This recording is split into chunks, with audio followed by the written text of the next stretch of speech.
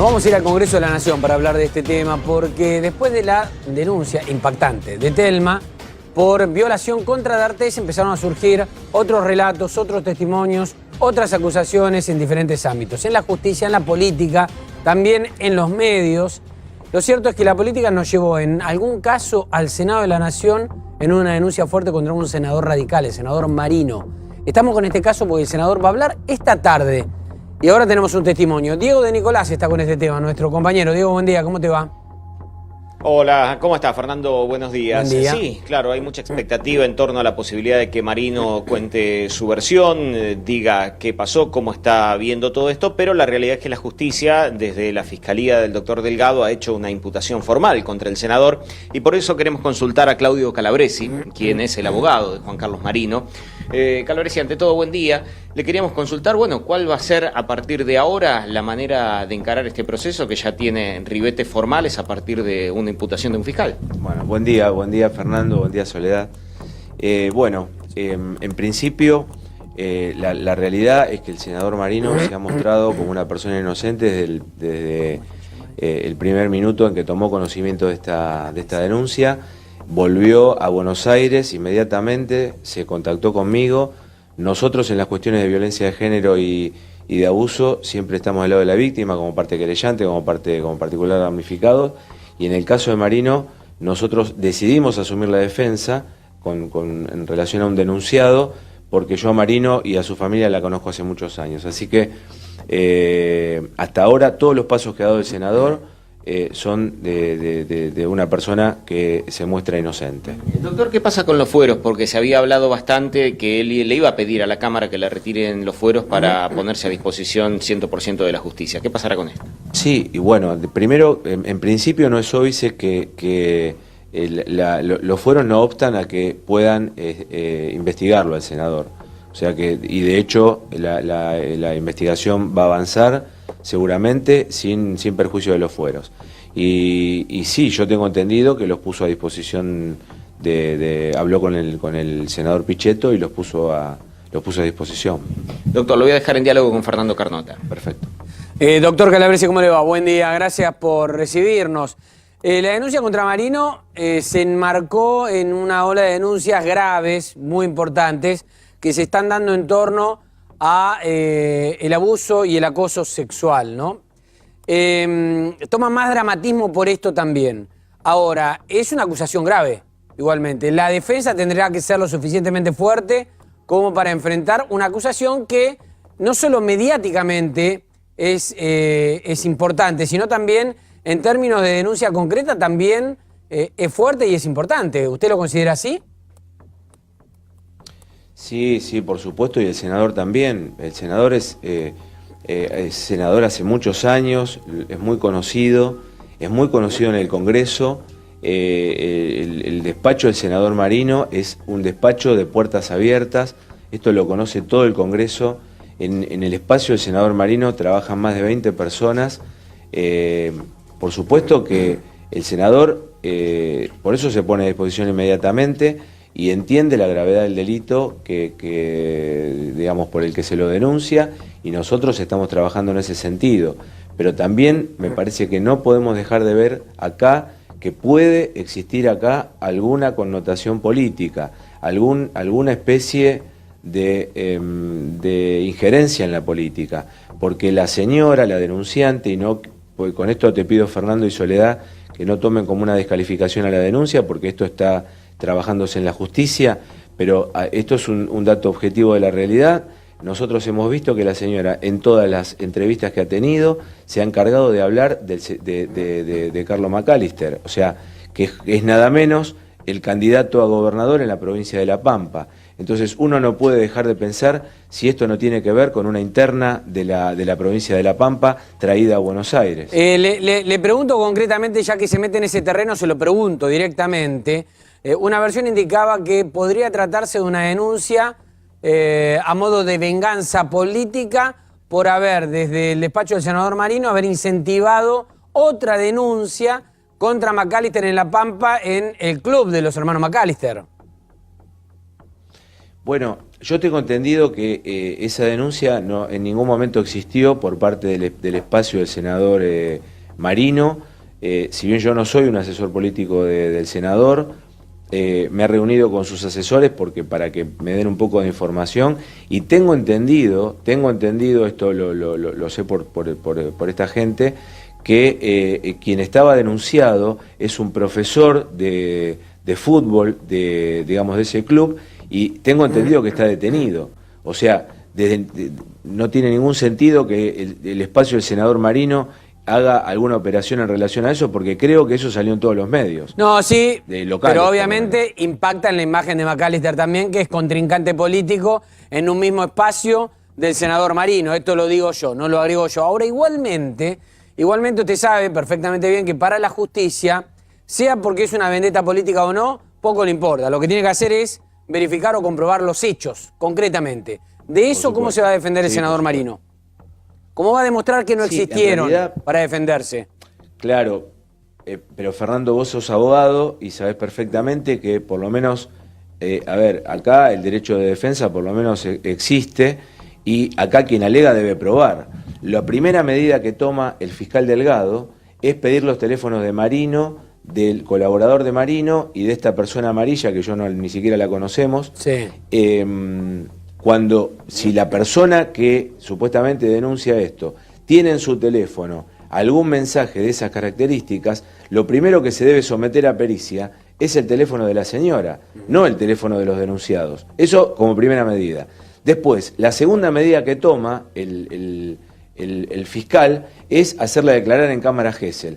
Con esto inhibe a que las defensas podamos hacer preguntas. Claro. Y la señora, si es por una cuestión de revictimización, la señora ha declarado en este raíz mediático, dio más de 50 entrevistas y parece más enojada que dolida, porque mezcla la política, habla de su currículum, habla de McAllister en todas las entrevistas. Entonces no entiendo por qué tiene que declarar en cámara Gesell, cuando a mí me parece que lo que hay que hacer es tomarle una declaración testimonial, leerle los derechos que le competen por el falso testimonio, si es que incurre en eso, y dejarla que declare y dejar que las defensas esgriman, digamos, el acto defensivo que tiene todo imputado o denunciado cuando se lo menciona en una causa penal. Pero por eso, digamos, usted dice que la cámara Gesell le viene abstracta porque ella ya por voluntad propia se expuso mucho más de lo que la cámara Gesell puede protegerla. Esto por un lado.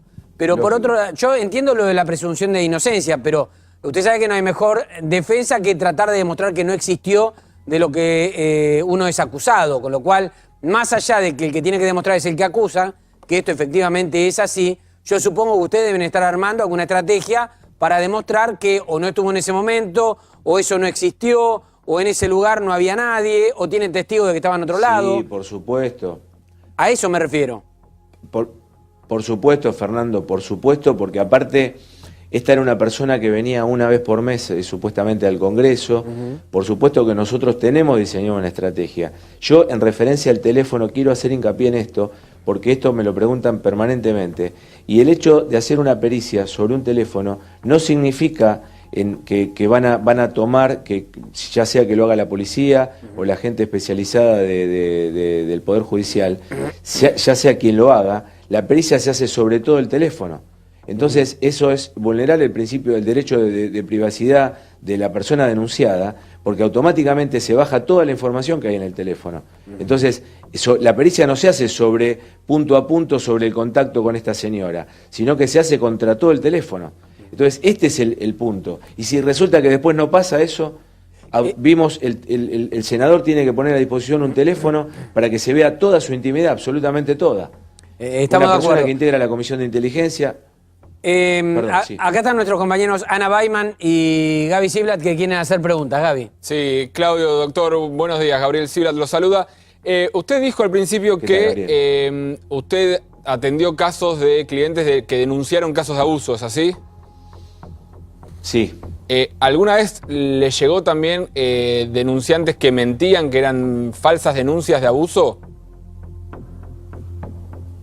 Mire, la verdad que hemos tenido de todo. Por supuesto que para eso tuvo que investigar la justicia. Sí, nosotros tuvimos el caso de una mujer que nos contó una historia y resulta que después no era tan así. ¿Y la reacción, la reacción del denunciado cuál fue en ese momento?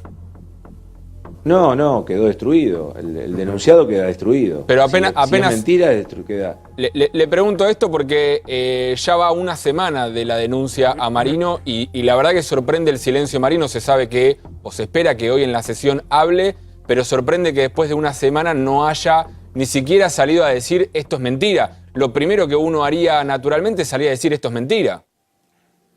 Sí, pero en este contexto social en el que se está viviendo hoy, la verdad, después del ejemplo de Juan D'Artés y de los que hemos visto en los últimos días, yo le aconsejé al senador que no salga a decir nada, porque el lugar donde se tiene que defender el senador es en el proceso judicial que se abrió, nada menos que la justicia federal. El senador es un hombre público, es un senador muy importante, y si nosotros creemos, como lo sostiene el senador, en el principio de la división de poderes, si el senador sale a decir algo, se puede tomar como que está de alguna manera interfiriendo en la acción de la justicia.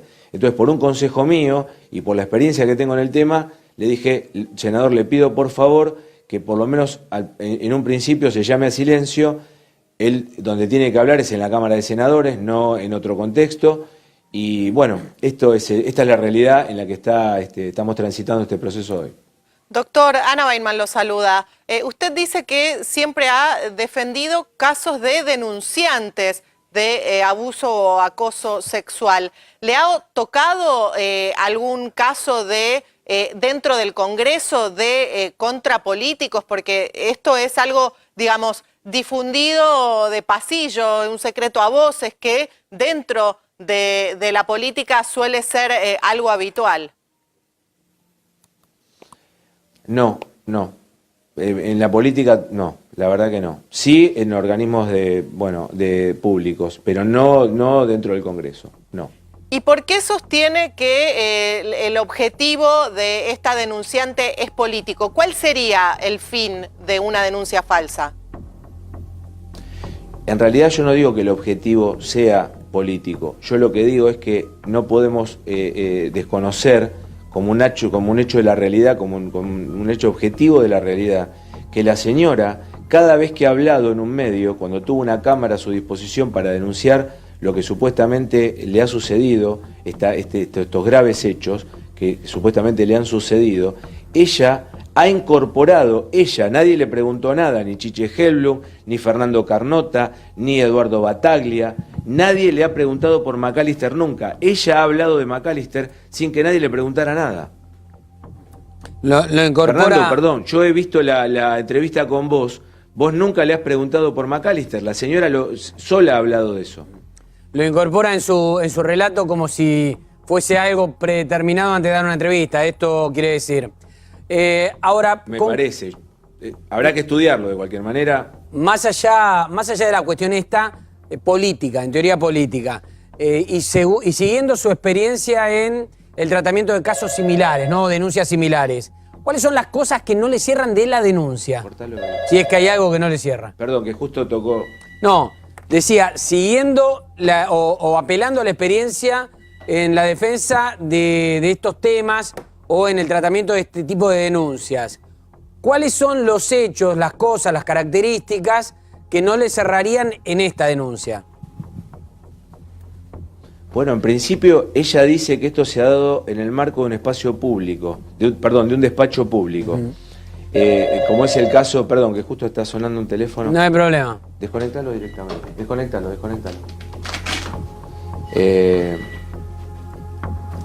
Bueno, perdón. No, está muy bien, ahora sí la respuesta. No, la denunciante dice que esto se ha dado dentro del despacho. El despacho tiene ciertas características.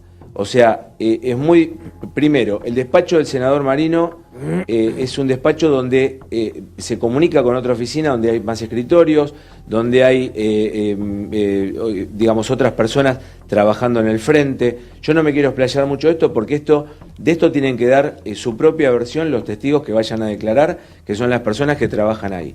Trabajan alrededor de 20 y pico de personas interactúan con el senador Marino.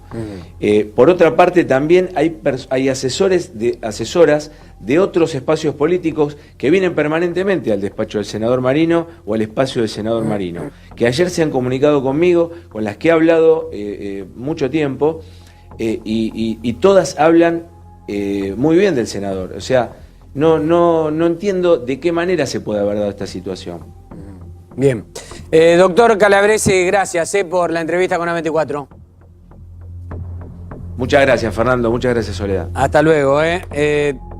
Diego de Nicolás, hasta luego. Hasta luego.